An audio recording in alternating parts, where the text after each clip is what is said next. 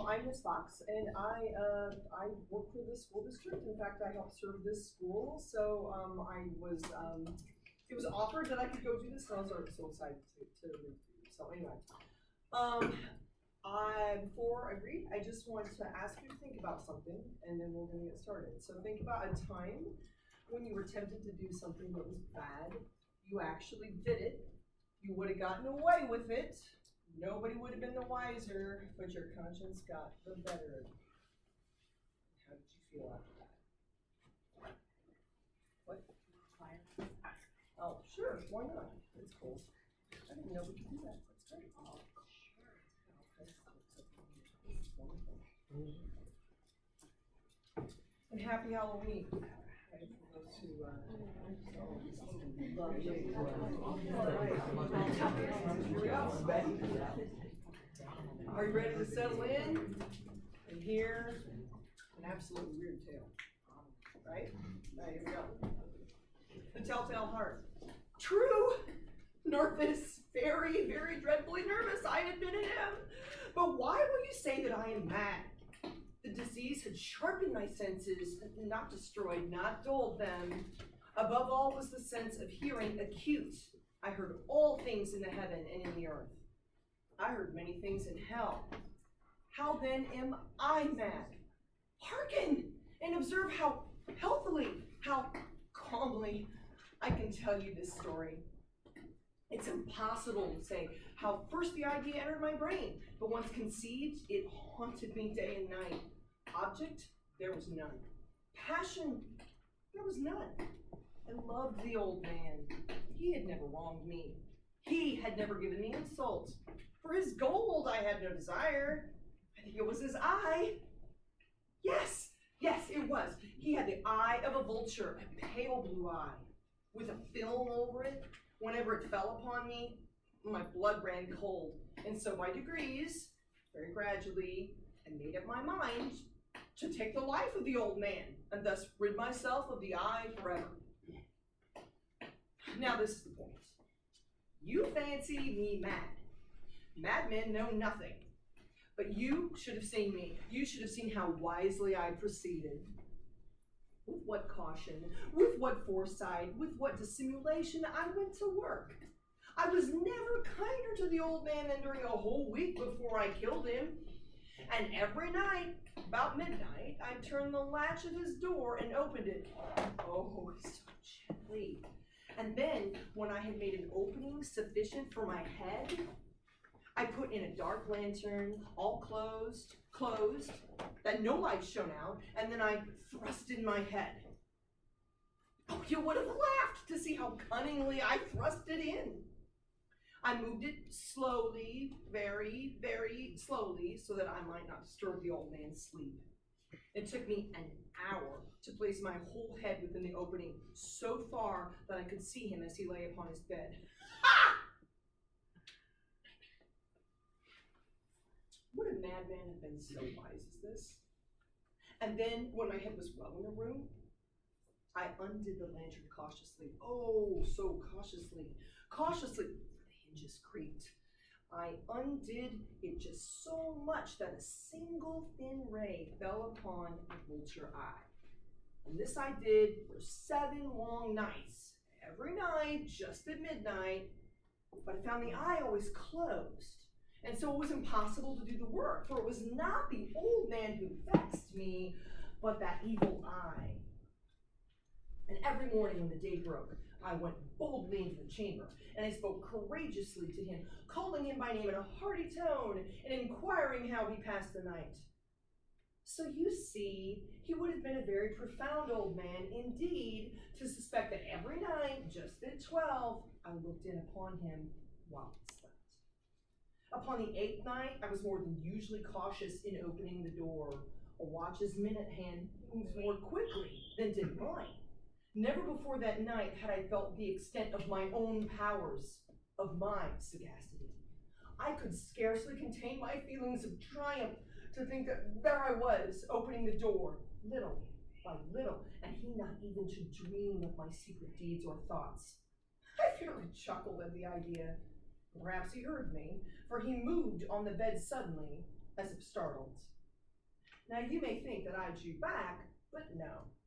His room was as black as pitch with the thick darkness, for the shutters were close fastened through fear of robbers.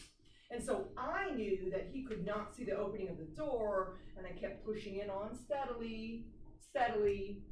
I had my head in, I was about to open the lantern, when my thumb slipped upon the tin fastening, and the old man sprang up in bed, crying out, "Who's there?"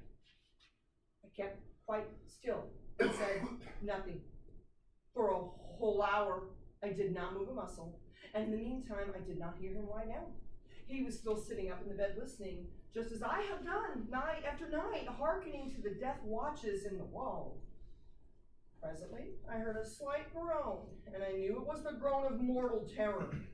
It was not a groan of pain or of grief. Oh no! It was the low, stifled sound that arises from the bottom of the soul when overcharged with awe. I knew the sound well. Many a night, just at midnight, when all the world slept, it has welled up from my own bosom, deepening with its dreadful echo the terrors that distracted me. I say I knew it well. I knew what the old man felt and pitied him, although I chuckled at heart. I knew that he'd been lying awake ever since the first slight noise, when he had turned in the bed.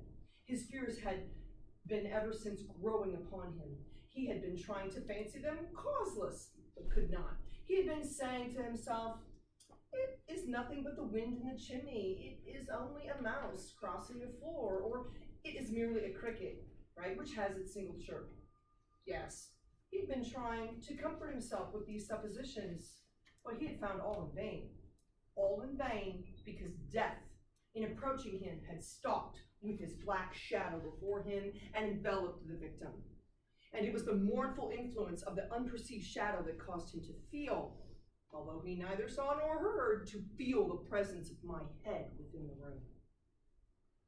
When I had waited a long time, very patiently, without hearing him lie down, I resolved to open a very, very little crevice in the lantern.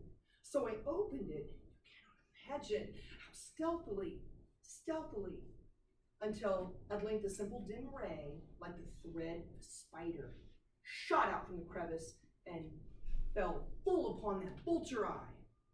It was open, wide open, and I grew furious as I gazed upon it. I saw it with perfect distinctness, all a dull blue with a hideous veil over it that chilled the very marrow in my bones. But I could see nothing else of the old man's face or person, for I had directed the ray as if by instinct, precisely upon that damned spot. And have I not told you that what you mistake for madness is but over acuteness of the sense? Now I say, there came to my ears a low, dull, quick sound, such as a watch makes when enveloped in cotton. I knew that sound well, too. It was the beating of the old man's heart. It increased my fury, as the beating of a drum stimulates the soldier into courage. But even yet, I refrained and kept still. I scarcely breathed. I held the lantern motionless. I tried, how steadily I could, to maintain the ray upon my eye. Meantime, the hellish tattoo of the heart terror must have been extreme. It grew louder, I say, louder every moment. Do you mark me? Well, I have told you that I am nervous. So I am. And now, at the dead hour of night, amid the dreadful silence of that old house, so strange a noise as this excited me to uncontrollable terror. Yet, for some minutes longer, I refrained and stood still. But the beating grew louder. I thought the heart must burst. Now, a new anxiety seized me. The sound would be heard by a neighbor. The old man's hour had come. With a loud yell, I threw open the lantern and leapt into the room. He shrieked once only. In an instant, I dragged him to the floor and pulled the heavy bed over him. I then smiled gaily to find the deed so far done. But for many minutes, the heart beat on with a muffled sound. This, however, did not vex me. It would not be heard through the wall. At length it ceased. The old man was dead. I removed the bed and examined the corpse. Yes, he was stone dead. I placed my hand upon the heart and held it there many minutes. There was no pulsation. He was stone dead. His eye would trouble me no more. If you still think me mad, you will think so no longer when I describe the wise precautions I took for the concealment of the body. The night waned, and I worked hastily but in silence. First of all, I dismembered the corpse. I cut off the head and the arms and the legs.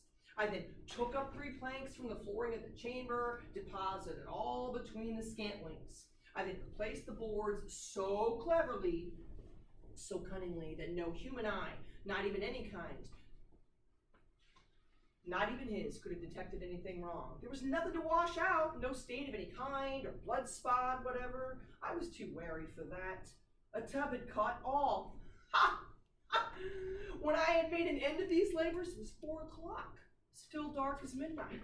As the bell sounded the hour, there came a knocking at the street door. I went down to open it with a light heart. But what had I now to fear? There entered 3 men who introduced themselves with perfect suavity as officers of the police. A shriek had been heard by a neighbor during the night. Suspicion of foul play had been aroused. Information had been lodged at the police office, and they, the officers, had been deputed to search the premises. I smiled. What had I to fear? I bade the gentleman welcome. The shriek, I said, was my own in a dream. The old man I mentioned was absent in the country. I took the visitors all over the house. I bade them search well. I led them at length, then to his chamber. I showed them his treasures, secure, undisturbed.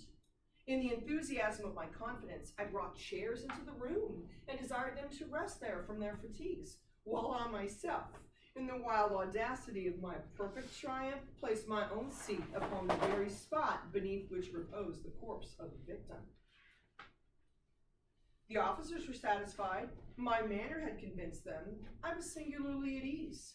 They sat while I answered cheerily. They chatted of familiar things.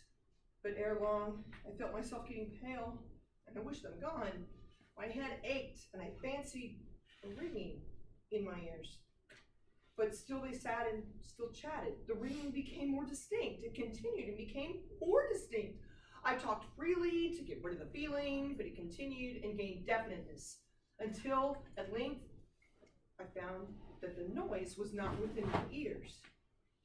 No doubt I now grew very pale, but I talked more fluently and with a heightened voice, yet the sound increased, and what could I do? It was a low, dull, quick sound, much such as a sound as a watch makes when enveloped in cotton.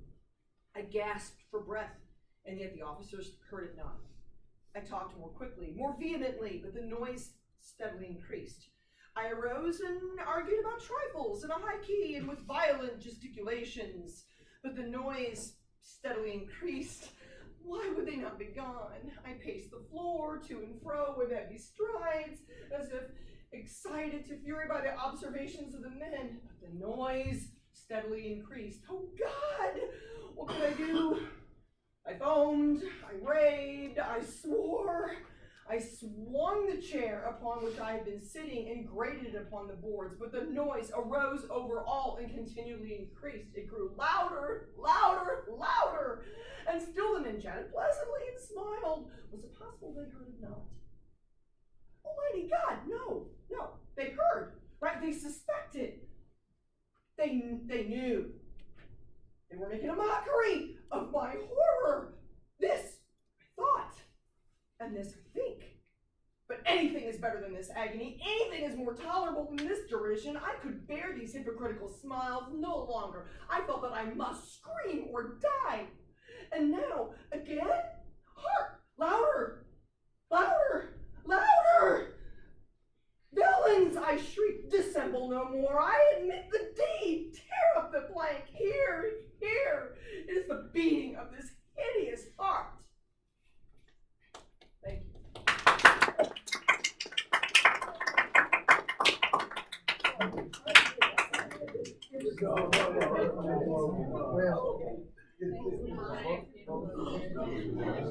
Okay, guys, my class. Why did they say that?